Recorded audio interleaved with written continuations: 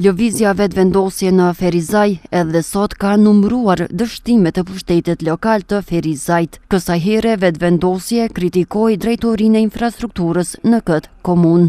Pajtim Cakolli nga kjo lëvizje tha se përkundër premtimeve se ndërtimet pa leje do të ndalen, një gjë e tillë nuk ka ndodhur deri më tani.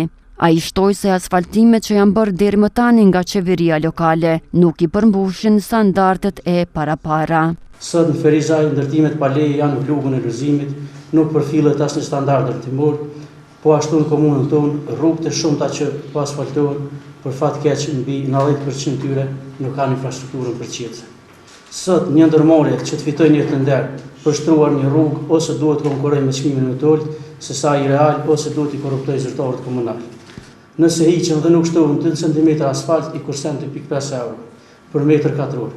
Nëse rruga i ka 4.000 metra katror, atëherë buxheti dëmtohet për 10.000 euro. Pra 1 cm asfalt janë të barabartë me 10 cm zhavor. Kryesisht në llaverët bëhen tek asfalti, pasi aty është paraja më e madhe, sepse në vend që të hiqen 10 cm zhavor, hiqen 1 cm asfalt dhe fitimi është i njëjtë.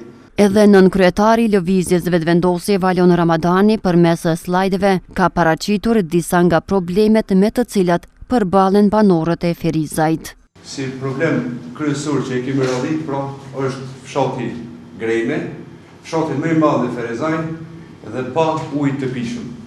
Aty afër impiontit të ujit, pra është lajm skandaloz, pra që mund ta themi ajo puna e ujit që 17 vjet pas luftës nuk ka ujë të pishëm në fshatin më të madh në Ferizaj.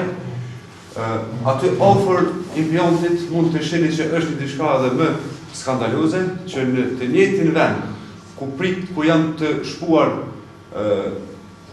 puset për ujësjellës, pra ka lënë një ujësjellës tjetër, po ai ujësjellës është i cili bëron nga kanalizimi.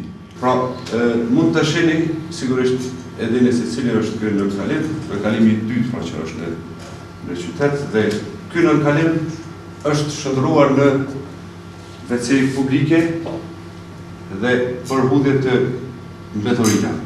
Lëvizja vetëvendosje dhe sot i bëri thirrje qeverisë lokale që të trajtojë me seriozitet problemet të cilat ndikojnë direkt në jetën e qytetarëve ferizajas.